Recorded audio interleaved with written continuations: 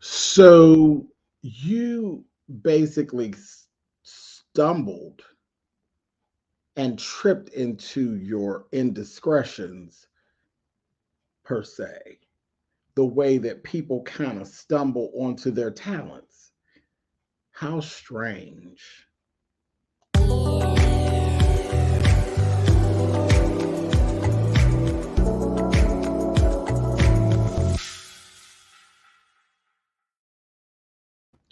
Hey guys, thanks so much for clicking on the video. Thank you to everybody who's still here with me. I appreciate it. Listen, we are rounding into this is episode 3 of Dahmer. This is the story of Jeffrey Dahmer as told by Ryan Murphy through his Netflix special series. Listen, as I said, basically in this episode, we're doing the back and forth thing in the timeline, and we run into where it actually basically seems like Jeffrey kind of just happened upon what ended up being his destiny. The same way, I mean, I stumbled into fashion and sewing the way that he kind of stumbled into actual killing. I mean, there was things that went on. I used to sketch. I always liked clothes. Um, I didn't know exactly what to do with what it was that I was doing. It just came natural. Same thing with him. He had an interest in dead things, and he kept, he was really fascinated by the inside. Like he's fat. We've watched as he's fascinated by what's under the skin. And then he just ended up at one time, it just all dropped, bam. Okay, so killing's what you're going to do, and you just got some things missing. I just kind of dropped in. It was like, oh, you're going to sew. And it literally, for me, I stumbled onto my talent like that, the same way he stumbled onto his indiscretions. Don't judge me. Listen, I'm trying to make sense of all of this. Just listen. Just listen. You'll understand as I go through what I'm talking about. This is episode 3, and it's called Doing a Dahmer. Doing a Dahmer is what it is. Um, that was really just a little small thing. I don't know why they decided to name it that, but we'll talk about that as we get here. Let's go to Milwaukee, 1959. And we actually see Joyce, which is Jeffrey's mother. She is pregnant with Jeffrey. She is taking a lot of medication, and she's going through, and she looks like she's on something. She just ain't right. Um, we see her looking out the window, and it's snowing. She's looking out the window. It's Milwaukee, and it's snowing. You know it's cold. And then we see a flash, and then we see her literally sitting on the bus stop in a nightgown, house shoes. And it's Jeffrey's father is happened to be driving down the road and sees her and pulls back and gets her. Just spaced out, just sitting there like she don't know why she there or how she got there. So look at this poor little thing, honey. And then the next thing you know, we see them in the doctor's office, and here it is. She's basically the father again telling the doctor, she's misusing her meds. He says she's up to taking 26 pills a day. 26 pills. And the doctor talking about, well, wait a minute. And then the doctor hemming and hawing, 26 pills a day and pregnant. And nobody thought that any of that would actually harm the baby. Are you serious? Are you serious? 20 antidepressants and sleeping pills. And are you serious? Were we really that cuckoo for Cocoa Puffs in the doctoring field in 1959? Come on, somebody tell me something. We wasn't that far behind in what's right and what's not right and what is the possibility of something being screwed up. It is amazing that Jeffrey even made it to the planet. 26 pills a day. And here her whole thing, she felt guilty that she's not enjoying pregnancy. And the doctor told her, well, that's okay. And that does show the signs. I mean, when you listen, like some of that type of stuff sounds like things what we know now, postpartum. You you know, but that's postpartum is just that. It's post, isn't it? It doesn't start while you still carry. Well, I guess it could start while you carrying the mental effects of it. But she wasn't happy to be pregnant. That was her first baby. And here's something I'm gonna clear up as well. Um, Remember I said that there was another baby that he has a sibling, and I thought it was a girl. It's not a girl. It's a boy. It's a little boy named David. So there is another sibling. His name is David. Um, so we go through that. Then we jump forward. We're going to 1977, and we actually see Jeff fishing with his dad. Okay, and in that, it was a lot that went on in this scene. We seen he was questioning him about girls. So I think the father was kind of, saying, well, what's going on? He had some questions about his sexuality at that time. He's asking about girls, and he's like, you know, trying to kind of give him the birds and the bees talk, and he was kind of shying away from it. And then we seen that right there with the father again. The father leading the way and don't even realize it. Pure satisfaction was reached with watching him gutting a fish. And then when he said, can I try it? He's like, yeah, you just chop the head off of it. And he just got pure satisfaction out of gutting the fish. He really has a thing for what is underneath, what lies beneath. He has a thing for it, but it really takes him to a whole nother place. Not normal at all. He didn't verbalize it to his dad, though. He did not verbalize that to his father. Moving on, we start to see inside the house where the mom and the dad are just arguing, and the mother is just, she's out there. She's having this thing about UFOs. That was a big thing in the 70s. UFOs, they're real, they're real. She ran around chasing UFOs and carrying on.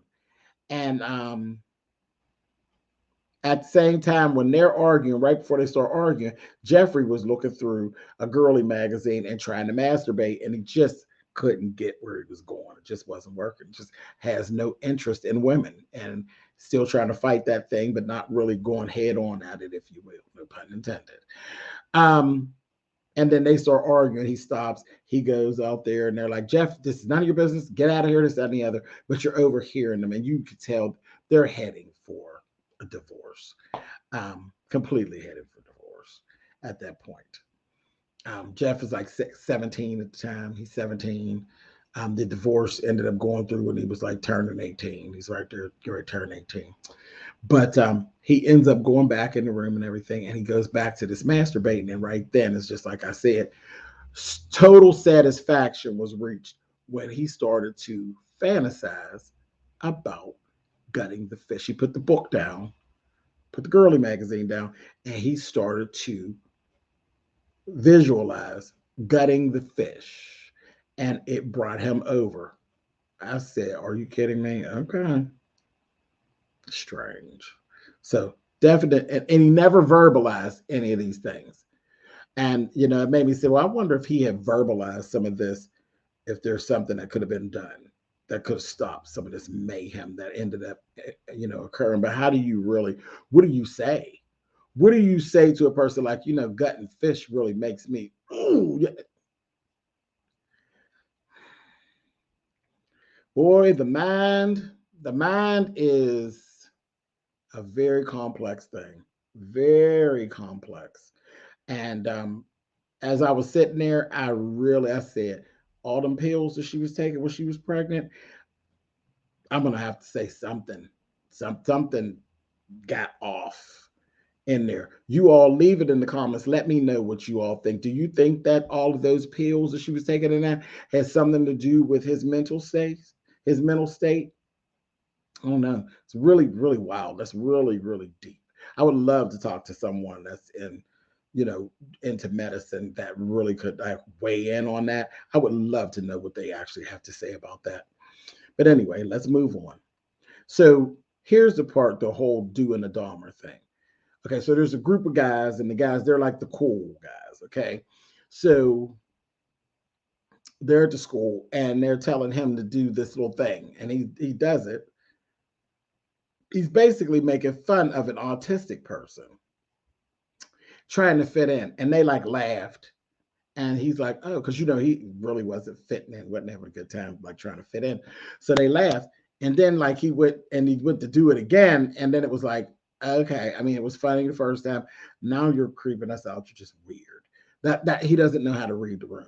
He's just socially awkward. He's literally socially awkward, 17 years old. And he was like a senior at that time. But they were like, mm-mm. Then we went into this whole thing in the classroom. High school, they're in there dissecting these pigs, and just a whole weird thing. And he ends up asking the teacher, can I take one home and so I could practice? And the teacher's like, I've been teaching for 22 years, Jeff, and I've never had anybody ask me that.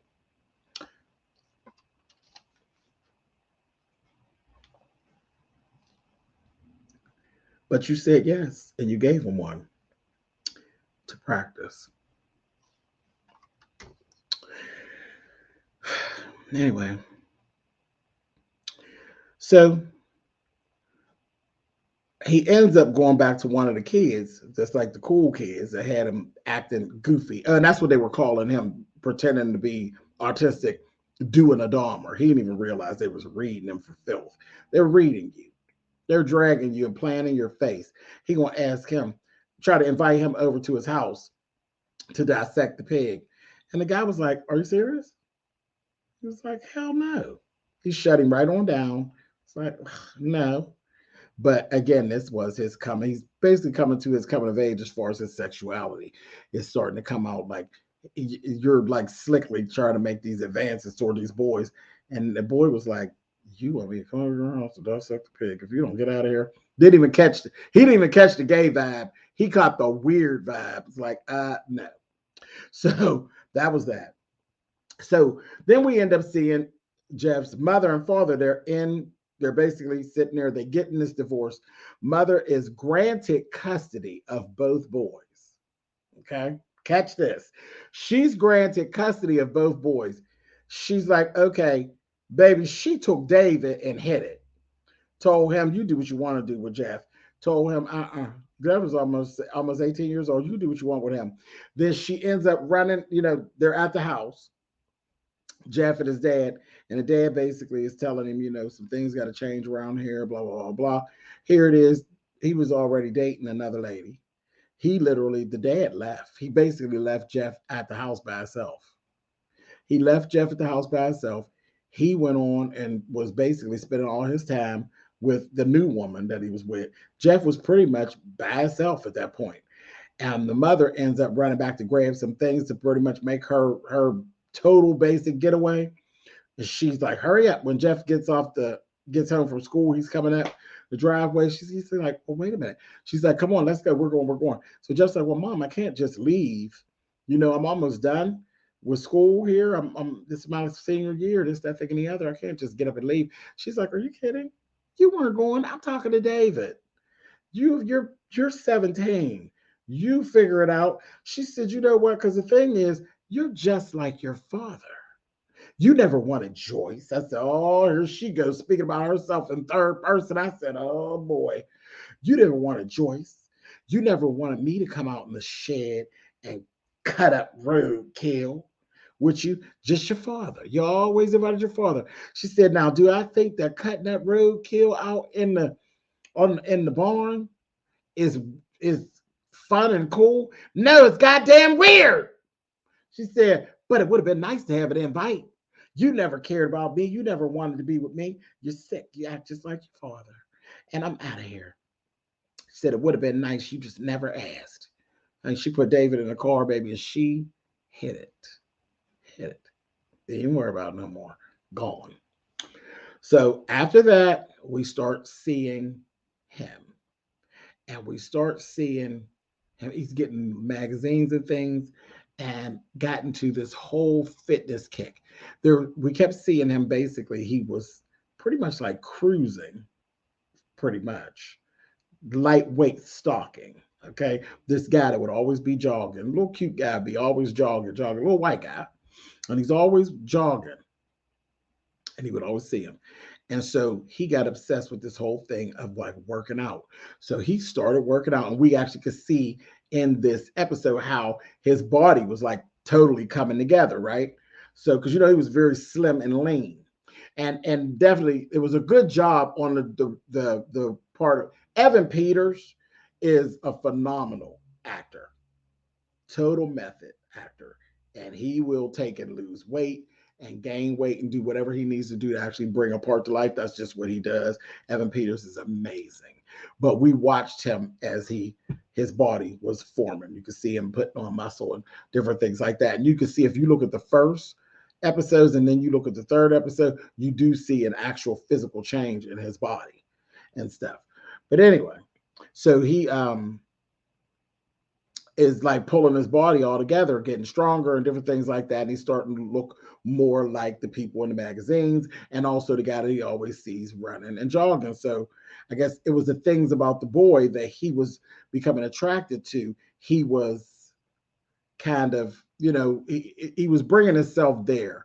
And then in the midst of all that, he has started drinking, and he was drinking heavily, and going off his rails. Because alcohol doesn't do a good thing for a lot of people. We already know drugs, prescription drugs, took Joyce upside the house. She just gone. And drinking don't do anything for Jeffrey. He just didn't help with him. He literally is sitting and he's talking. He's having conversations with imaginary friends. And as you start seeing this, he's literally said, well, who's he talking to? Who's he having this beer with? It's all fantasized. He's fantasizing about the jogger, literally having ongoing conversations with this fantasy friend here. That's actually a real person, but the person don't know nothing about it. I said that's one of them things like Jeffrey's dating the jogger, but the jogger don't know he dating him. One of them things. Gone, baby. And then we were seeing that he was also still cutting up roadkill and stuff, but using acid to dissolve the animal parts is what he's actually been doing. We've seen a lot of this, just a lot of this in this episode. We're seeing how it's just progressing, this whole obsession over this jogger. And then all at one time, now I don't know where the obsession jumped over to. And also we're seeing him admiring himself in the mirror. And he's loosening up, like he's dancing a little bit and like coming out of his shell. And it's like, oh, there he is, honey. Yeah, he's coming out of his shell a little bit. And again, looking at himself and literally being excited over himself. You're just starting to see what he finds attractive, and he's looking in the mirror and literally getting off on himself as well. Acting out like having a beer with the guy, but the guy's not really there. He actually put the beer down there in the chair, and he's walking up to the guy, pulling, like opening up his pants and stuff, like he's seducing the imaginary friend. I said, oh, this is not good. So anyway, we end up seeing him get himself all dressed up like Lee Majors, because it was a picture of Lee Majors and Farrah Fawcett on this magazine cover. So he gets himself all dressed up in his Lee Majors little outfit with little stripish socks. I remember that actual photo back in the day. And he goes down on the trail, but he's jogging. Now he got a bat. I said, why do you got the bat, child? What do the bat have to do with jogging, child? And how do we get here? Because you really like the imaginary friend. So what's the bat for? Child, this fool is hiding down in the bushes. And sure enough, here comes the jogger. It's like the same time of day. Here comes the jogger. So I said, watch yourselves. But seriously, watch yourselves. You have to be aware of your surroundings, because you really don't know who's actually paying attention to you. There are people, when you have a system by which you do things, you really need to watch yourself, because you just don't know who's watching. This fool jumps out the bushes. He got the bat. And the boy like stops, and then we actually see us. It cuts, and it's like okay. And then we look and here the jogger actually comes home with him. I said, "Oh, so he jumped out with the bat." I don't know what he explained to him about the bat, but here he is. He's at the house, and now they're gonna have a beer together. He's telling the jogger, you know, yeah, I'm here by myself, and he's explaining, about the breakup and all of this. And then it's a flash. He imagined all of it. He imagined all of it. He fantasized all of it.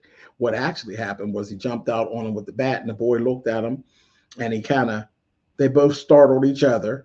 And the boy looked at him like, "Well, what is your deal?" And the boy looked at him and turned around and sprinted. He changed from a jogger into a sprinter, and he hit it. And I said, "God bless you, baby." He hit it, and that was that. So after that, let's cut away. We see Joyce. What is Joyce doing? Joyce has gotten herself together pretty much. She's working in like a woman's program, and here the lady who's basically a director, she's actually leaving the program, and she's actually offering her position to Joyce. So Joyce has pretty much gotten her life together, and now she's helping other women get through what's going on. And they do mention that she was struggling with postpartum depression and different things like that. So she basically is getting her life together. I'm they didn't go too much further into Joyce's situation, but I'm sure we will again at some point. We got to know what's going on with Joyce, because I'm still looking at her like she's still a little different. Um, but okay. But they said that she's been very helpful to some of the ladies there and everything like that. So I said, okay, Joyce. Then we start seeing Jeff and his downward spiral in school. And this fool showed up for class late. And they're like, "Jeff, you're late." Like really, you're screwing up in your 12th grade year? He bust out and opened up a beer right in class. He's just spiraling. Then it's like a mess. He's like, "Jeff, is that a beer? You're doing too much." He ended up going to a counselor, talking to the school counselor, and they're trying to talk him through, like they do when you're in 12th grade. What you planning on doing next? He basically got nothing planned, don't really know anything. The counselor really is blowing it off. Again, gross negligence on all the adults' part. Nobody's paying attention.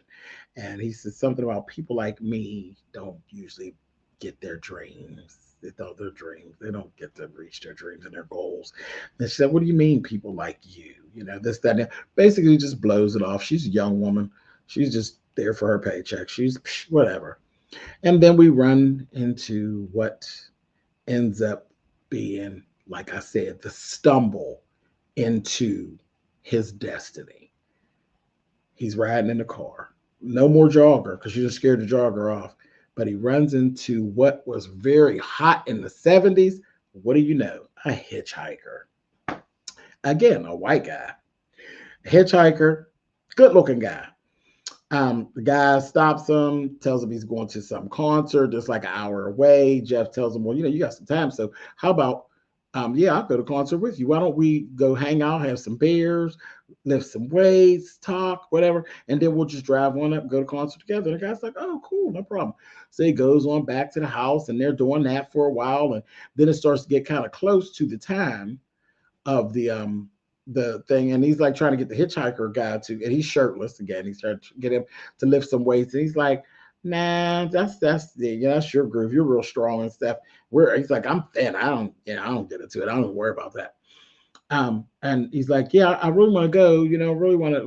We need to go." So he starts pushing the "it's time to go" thing, and Jeff is kind of going on, and Jeff is like, "Well, I really don't want you to leave." And he's like, "Well, wait a minute. I mean, like, we're going to concert. Like, are you kidding? Like, all right." He's like, "This is crazy." Like, he's like, I'm ready to go. I'm ready to go now." So just like, "Okay, well, let me grab something out of the bedroom, and then we go ahead. We can go." So he goes. He says, "Let's just have one more beer, and then we go ahead and head out." So he's like, "All right, cool." So he gets a beer. He gives the guy a beer, and then he ends up talking to him, and then he tries to kiss him. And the guy's like, "Hey, wait a minute now. Hold it, hold it, hold it. I ain't with that. What is it that you thought? Like, are you serious right now? I thought you were cool. You want some more bull crap? I'm out of here. And he's like, I'm so mad that you done got me. Now I'm going to be late. My friends is waiting for me, and I'm all out of the range of where I'm supposed to be trying to go. And he told him, he's like, he called him some kind of fag. He called him, and he went to walk out, go toward the door, and Jeff takes and busts him upside his head with one of the weights. Bow, hit him in his head, and it knocks it. He gashed him. It was a whole gash right here, and his hair's long. He falls on the floor, and he's kind of like he can't move. And Jeff's like, all right, like this, that, and the other. I probably didn't want to do that. This, that, thing, and the other, and on and on and on. He's like, oh, come on, hush, hush, hush. And the guy's like, he's gasping like for air, like he just couldn't get himself together. And then Jeff has his knee up on his chest, and the guy was like struggling. And where I say he stumbled into it, he wasn't like literally trying to kill him. He was trying to like restrain him, like calm down, stop it. But you're doing too much. You don't even realize your strength. And he literally strangled him. He ended up strangling him. And then it took a minute before it kicked in. Like the guy's laying there. He get up there and get to go kissing on him and having his way with him. Kissing him and stuff and rubbing on him and all of this. And then he realizes that he's actually dead. And then he freaks out a little bit. Then he ends up taking the guy, drags him outside, and puts him in the crawl space underneath the house. Once it gets, it starts to become night. When nightfall comes, he pulls him back out. And he ends up taking the guy, taking a electric knife, cuts him up, puts him in some bags. He's going to dispose of the body. He ends up leaving, gets pulled over by the cops for drunk driving. Again, gross negligence, because it could have all stopped right there. Could have all stopped right there in 1977. But no, the cop don't want to do the paperwork. He gonna tell, and he was clearly drunk and swerving in the road. The cop basically cussed him out and told him, take your ass home. Because he told him it was stuff from, he said, yeah, my parents got divorced. Again, my parents got divorced. The cop's like, all right, whatever. I'll just do a lot of mowing the lawn, and I was going to go and get rid of this stuff. He tells him, just forget it. Just forget it. Go on. Take your ass back home. Don't have me out here having to do all this work with your bull crap. Go on. He says, okay, cool. Sends him on back home. Jeff goes back home, but then what Jeff ends up doing is taking and putting, he basically takes all the guts and everything and puts them in the toilet and flushes them, like all the guts.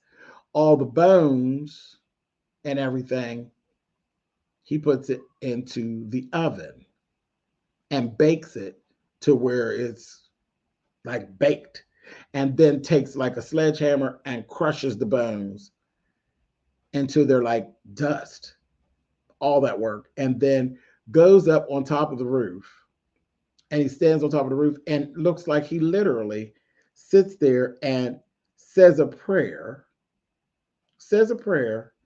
and then literally throws the dust that he has created from crunching these bones up, throws the dust into the air. I said, the nerve, the absolute nerve. Did you just, sir, pray over the prey?